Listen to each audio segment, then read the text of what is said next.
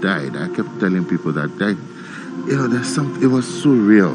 It was very difficult to accept. So Rawlings is gone. He was a very larger than life figure, personality, full of energy and everything. And the way he just died suddenly, on that day. So it was a bit unreal. But this is the reality.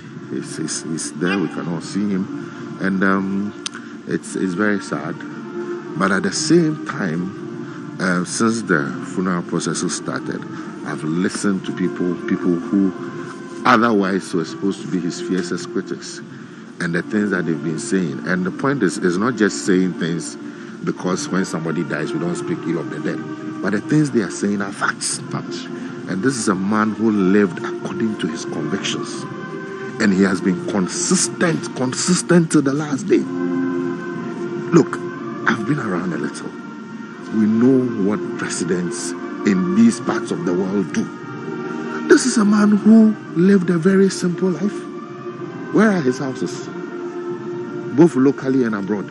He has no property anywhere in this world. What he preached, what he espoused, he lived it to the letter. He didn't go for self-aggrandizement. He kept his faith with the people. He came for the ordinary people. If you know this country very well, and you know places like the Afram Plains and the northern parts of this country, and you look at this man's commitment to extending water, rural electrification to these parts, and the impact that this has had on the lives of these people, then you will know that indeed this is a man who was genuinely committed to the welfare of the ordinary people. It wasn't a fluke. It wasn't political gimmick or propaganda. It was a genuine and sincere commitment to see to the betterment of the lives of the ordinary people. So for me, those are values that we should all pursue. That when you get opportunity and you get into power, it's not an opportunity for self-aggrandizement. It's not an opportunity for stealing the nation's wealth. It's not an opportunity for looting, but it's an opportunity to make a positive impact on the lives of the people, both in terms of practical things like water, electricity, roads, but also in terms of the values that you impart into the people. Probity, integrity, accountability, service to the people, humility. These are values that are beginning to get lost in our body politic. And I think that his death should serve as an opportunity for us to rekindle those principles, especially among the up-and-coming generation. Young people who want to enter politics, what is their motivation? Is it because of land cruisers? Is it because they want to amass wealth? Or is it because they are convinced that they can use state resources and the state power to better the lives of people? I think that should be the central debate or theme as we discuss the demise of JJ. As we discuss the death of former President Rawlings. Now, this is a man that the people loved. Had it not been covered, Mr. Fritwafu, have it not been covered, I think that by this time, this conference center would have been sieged. It would be near stampede. But because of COVID, now how would we encourage the others there that look, you will not be left out? The important thing is that let us recognize the disease and see how best we can manage it. How? What would be your position on this one? One thing I'll say is that the late Jerry John Rawlings was very concerned about the personal welfare of the Ghanaian. He talked about family planning, he talked about sanitation, and you mentioned the Cape Coast incident. You were seeing pictures of him actually going into gutters and making sure that we were doing something about sanitation. And so, it was said earlier on in the commentary that, and I think you said it, that COVID should not end the sanitary practices that we're using now, like using sanitizers and washing our hands and keeping ourselves clean and keeping our environments clean. That is the way that it's got to go. COVID has brought it home to us that if we don't look after ourselves, all right, then the environment is going to destroy us. And so therefore, that is where we've got to go. We've got to realize life's real lessons about the fact that we're suffering from a disease that we can't understand because we've been careless and because we've not been upholding the protocols that are normal. I'm sure if we were cleaner, if Ghana was more sanitary, where we had a clean environment and we're looking after ourselves, I don't think that the impact of the virus would have been as such as is now, and we wouldn't have to have force being used and people being arrested and punitive measures in order for you to uphold things that will keep you alive.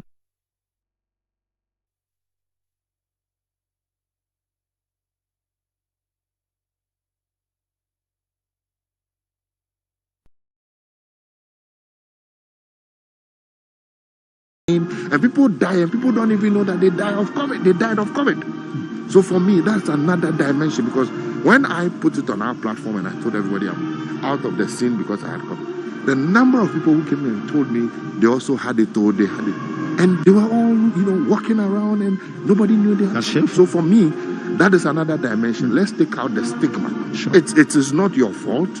You can do whatever it is. It may happen. So one, as Senior Frey said, take all the preventive measures. Wash your hands regularly, wear your nose mask, do the social distancing, and we also have local remedies that we all use, the neem tree and all that. They work, so do everything that you have to do. But if, God forbid, you get it, you haven't gone to commit any crime. So immediately isolate and let people know and seek treatment. Then you can save your life, because otherwise it will kill you. Sure. We are now seeing many, many prominent people. And the number of people that we're hearing they are dead is just a little percentage of the people who are actually dying. The people we are hearing they are dead are because they are prominent people. But many ordinary people are dying. And therefore, it is important that we all be on guard. But in terms of the funeral, I think that Rawlings said something classical when they wanted to name one of the FPSOs after him. He said, I don't want my name to be written on any physical object, but I want to remain in the hearts of the people. So whether people come here physically or not, the impact of Rawlings' books and his life is in the hearts of the people wherever they are all over the world. And for me, that is more than that is very wonderful. So here we are still at the Accra International Conference Center, observing the funeral of the former president, the late Jerry John Rawlings, died at age 73. Mr. Elvis Safri Ankara, I think I thank you, and you can take leave of us. Thank you very much. And then I wish you a healthy stay. Right. So, Mr. Fritz Bafu. Yes. Mr. Fritz Bafu. Now let's look at. I think we'll see. Is that not? That says. Because of the face masks, I don't even want to guess. That is Yasantua. Yasantua, yes. Yes, the second daughter. Yes. Yes. that is it. You see, that's a very difficult time. There's a very difficult time. And but then this is an indication to all of us that family values are extremely important. We need to care for one another. And if you look at pictures like this, look at the way someone is holding her, comforting her. This is what we're supposed to demonstrate. And that if we don't do this, Mr. Fritz Bafu, do we still have a very solid family values in this country? Yes, I mean, the thing is that it's always the majority. It's the minority that give the majority a bad name. Looking at this picture of Yasantua going through paroxysms of sorrow, is because the father was a family man, despite all the responsibilities heaped on him as head of state. He spent time with them, and yesterday, and there's Mrs. Rawlings. Yesterday we were at the vigil, and I had the opportunity to interview Zanetta, the eldest daughter, and she said some remarkable things about him, how he cared about them and cared about their welfare. And I think that is so with a lot of Ghanaians. It's not only limited to the well-to-do. Ghanaians care about their children, they care about their families, and that's why we have We spend so much time on funerals, basically because that is the time when families get together over solemn issues and then meet each other. The family system is still intact, but we've got to do a lot more to work for it to be modernized. All right, we can, for instance, I'm totally against widowed rights, where women are ill-treated because they've lost their husbands and things like that. We've got to look at the traditions that are negative and try and adopt more positive and progressive traditions that will enhance family life. But we have a situation that a lot of people don't understand. The demographic situation in Ghana is different from, let's say, 20 or 30 years ago. If you look at, after the last census, we found out that the majority of Ghanaians now live in urban areas.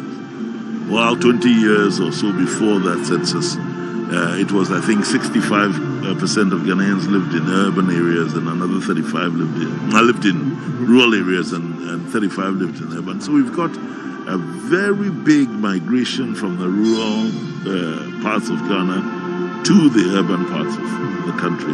And we have a situation where they have not actually kept we have not raised the infrastructure. The infrastructure development has not met with the influx of people. And so therefore there's a break in the family system in many places. But if we use the right kind of social policies, I think that we can arrest that. That's right. Now, let me quickly introduce another tough customer with me in the studio. This is Mr. Nana Atodazi. Nana Atodazi, you were Chief of Staff. Yes, you were Chief of Staff during Rawlings' time. So it means that you were very close to him. But I know that your life and everything, you have really lived very close to the man lying in state today. Right. How? Sure. Yeah. How are you feeling? How are you feeling? Still stunned, because for many of us, Rawlings will never die. His ideas, of course, will still live on. And simply couldn't comprehend, understand how Rawlings will be found lying in state. Okay. Who is a big boy, who is a mega man. In 30 years, he dominated the political space of this country. From 1979 through to 2001, he was the only leader, the icon. I happened to have had an opportunity of going to work with him one-on-one for literally 19 years. At the PNDC, and his presidential tenure, 1 and 2.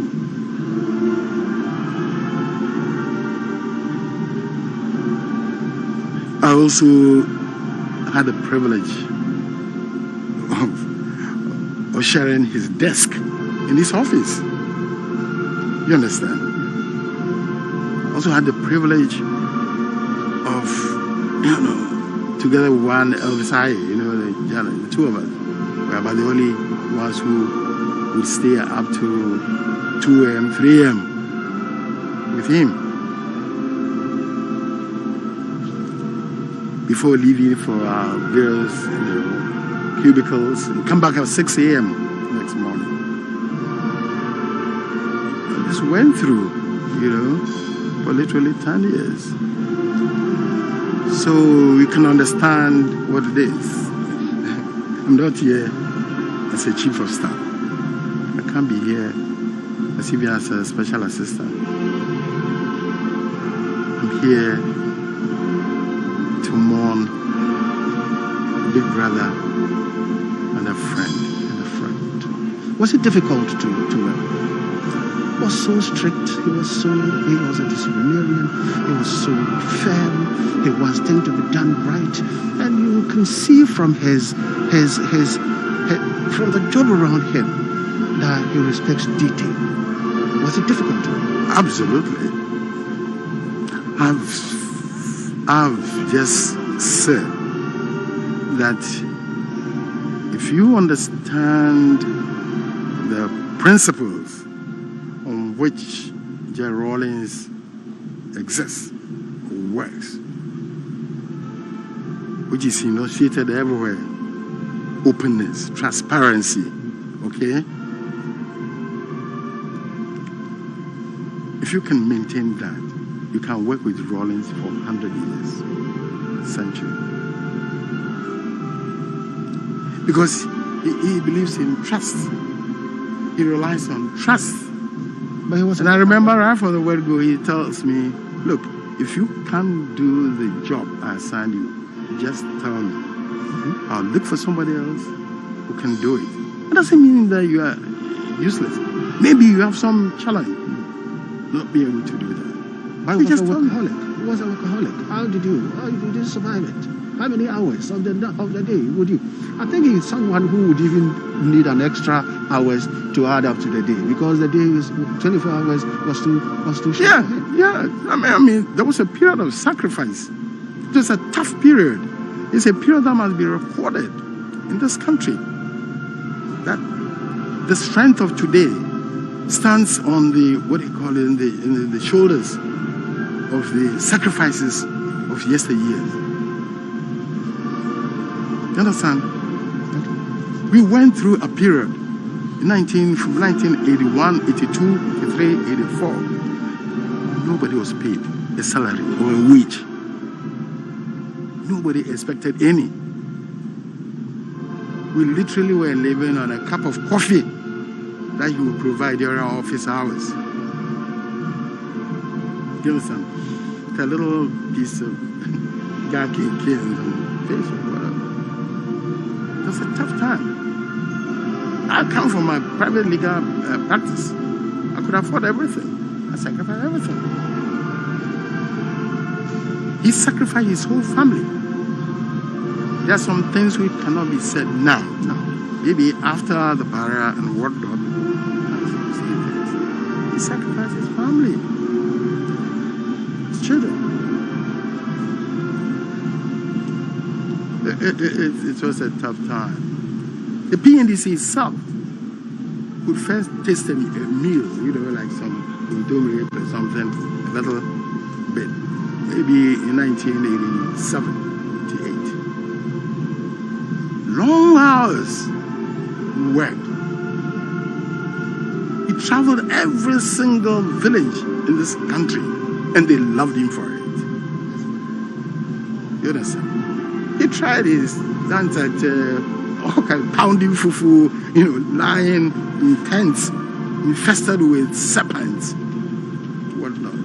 These are realities, But his was to make sure that the people of this country were empowered. That's all. So that was his biggest secret. If you could get them to stand up, even to challenge illegal or unlawful authority. No, he said it was a military background from the do and before you complain. But he said there was a new trend under which, within the American system or so, your officer will have to show you the promotional, marks before he enters. He said you have the right to stand up. Did he at any point in time, in your conversations, private conversations with him, did he at any point in time give the indications that we are on the good track, we are on the right track, we are going to be successful, so let us push on? Or it got to a time that he realized that no, but the point I'm making is that what you are seeing today, sits on very challenging period that we went through the first 10 years in PNDC. You understand? It was at the period when he was greatly vilified.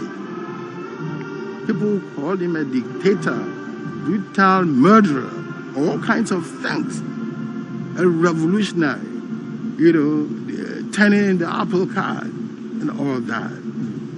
That's why they saw him. You understand? The fourth constitution, Republican era, was launched.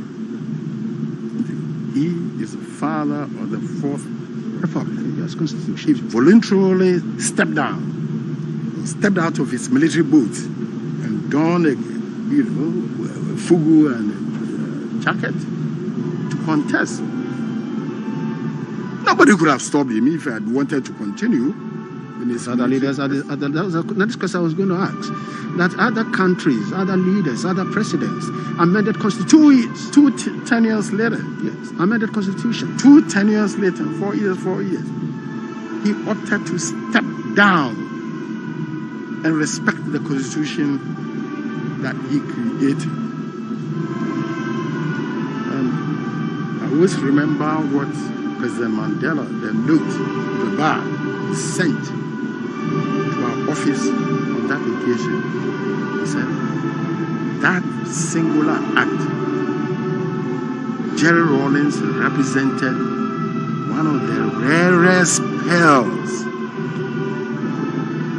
on the shores of Africa. Who voluntarily stepped down when he has an opportunity to continue.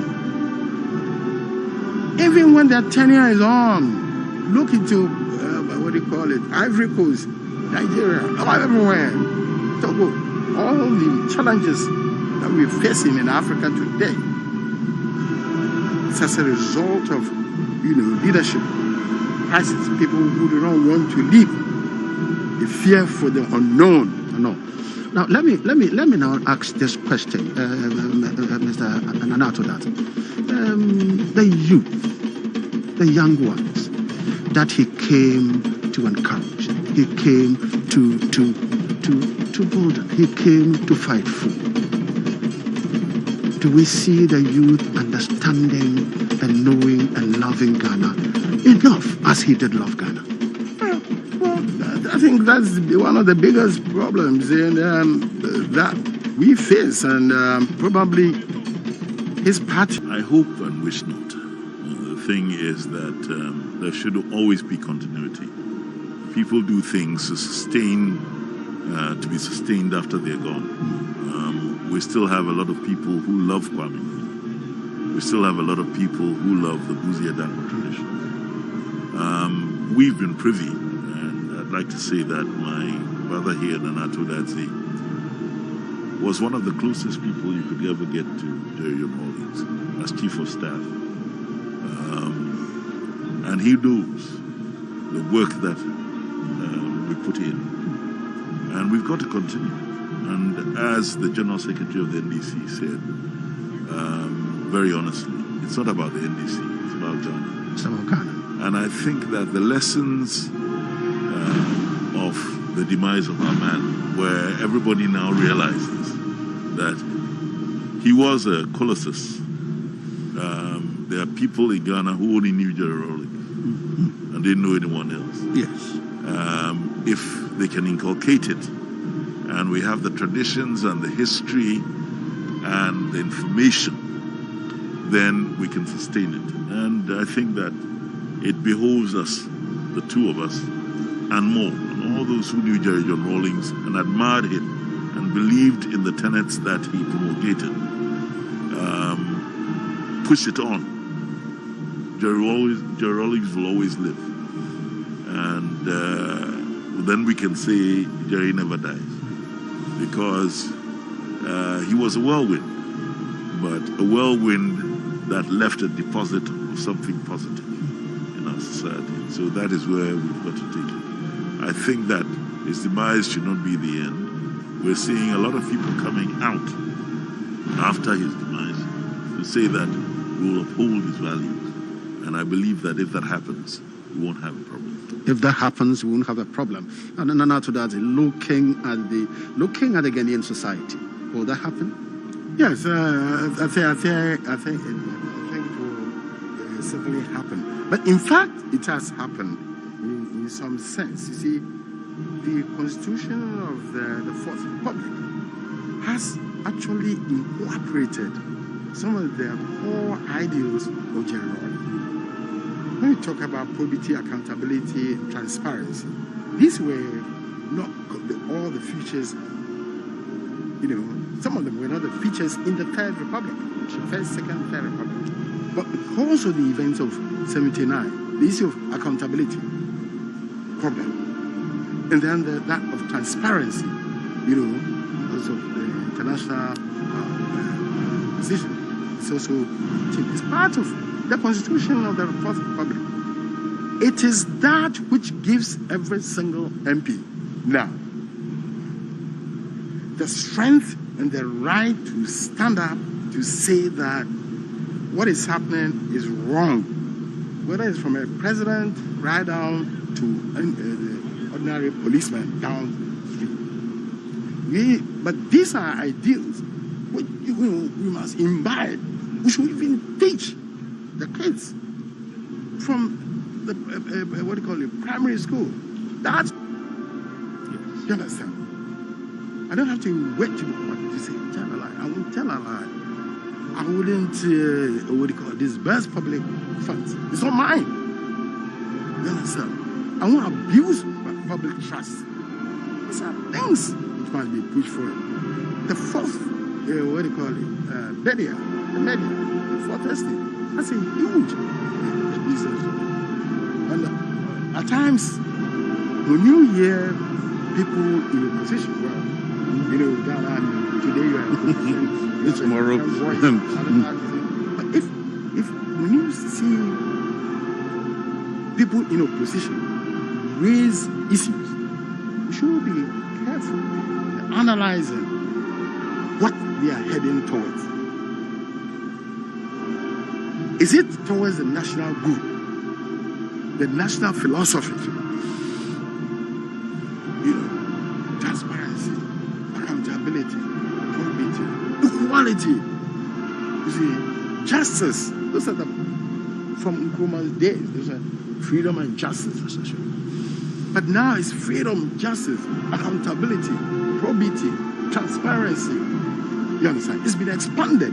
I'm saying that base is there. And it is now the period for education. And we should let people and encourage people and reward people who stand up to ensure that the right things are done. Mr. Fred Waffle, immediately we're talking education.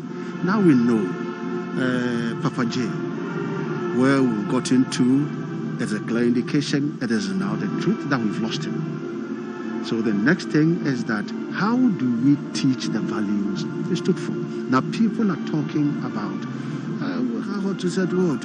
Is it about a foundation? A foundation is about what? Others are also saying that look, there should be a library.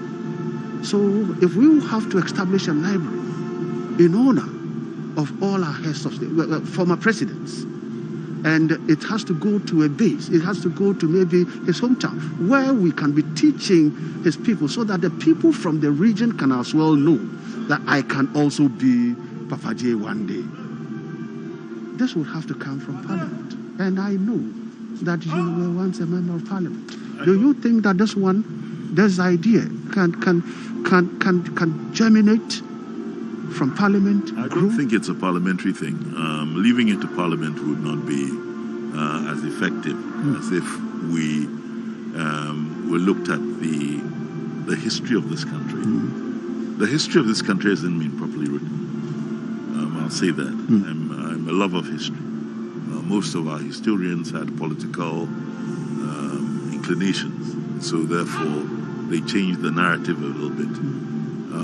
We have to really work at it. Now, there's a document that I feel Ghanaians have turned their back on, which is one of the most well-written documents and most incisive documents on the Ghanaian that I know, and that is the review of the Constitution.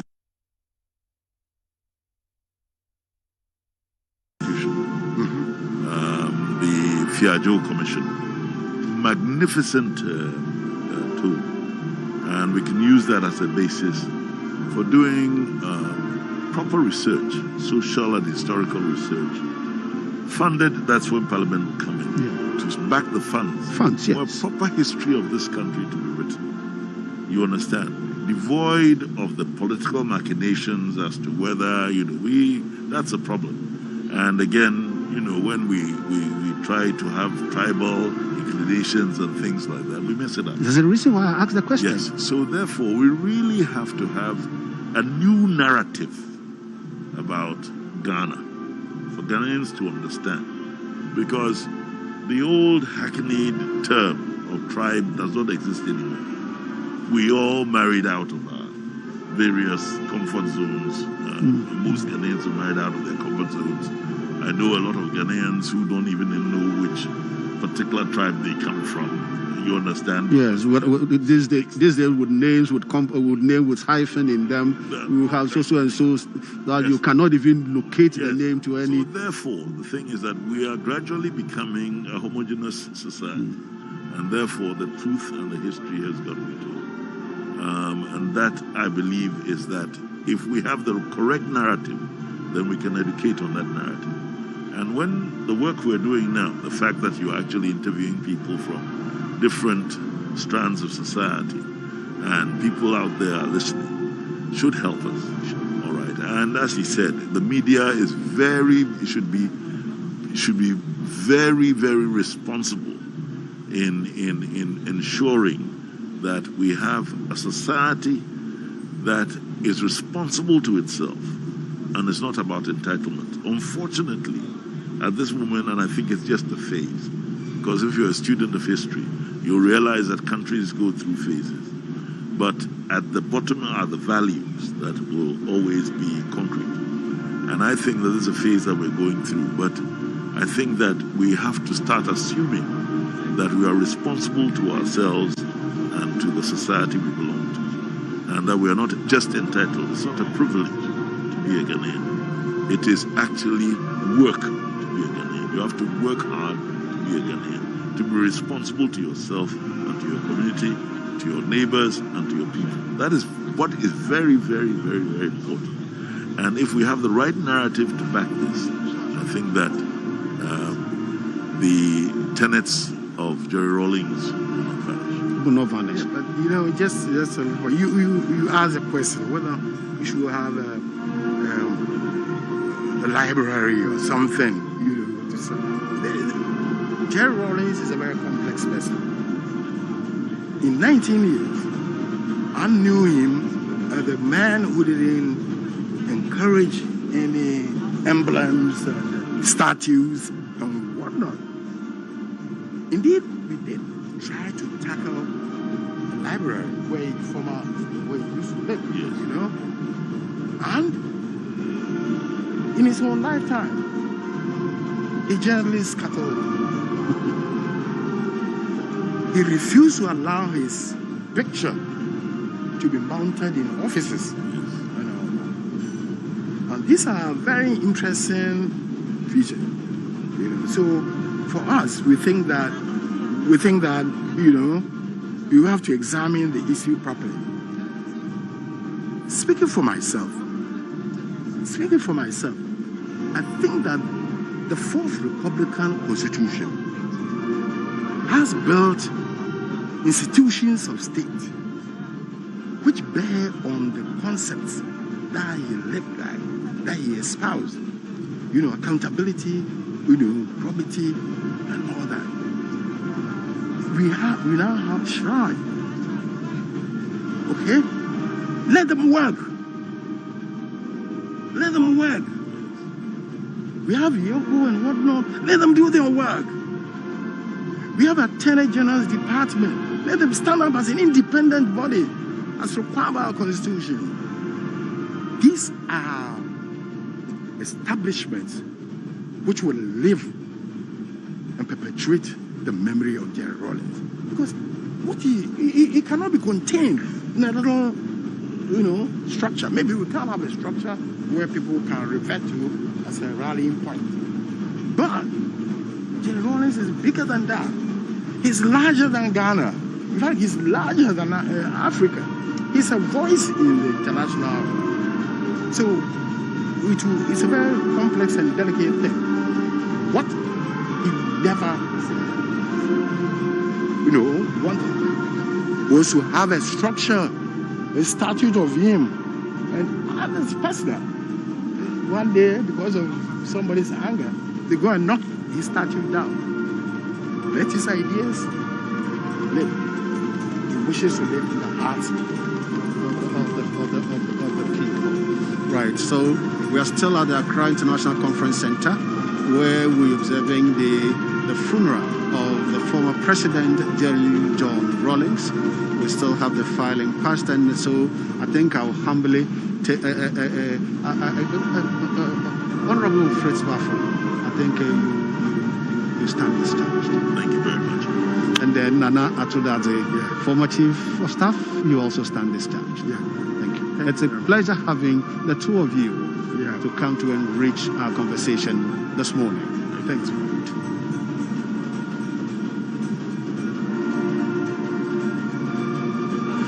We're still at the Accra International Conference Center, where we are observing the funeral of the former President Jerry John Rawlings.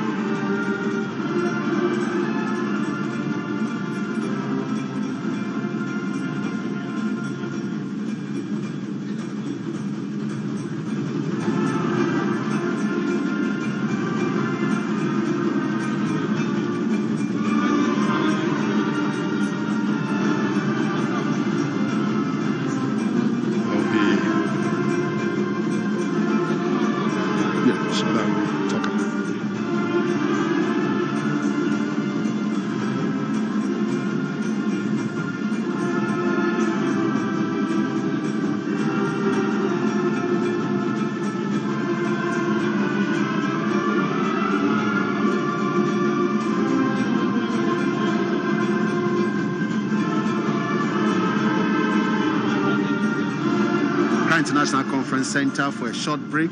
And we are still at the Accra International Conference Center at the funeral of the former president, Flight Lieutenant Jerry John Rawlings.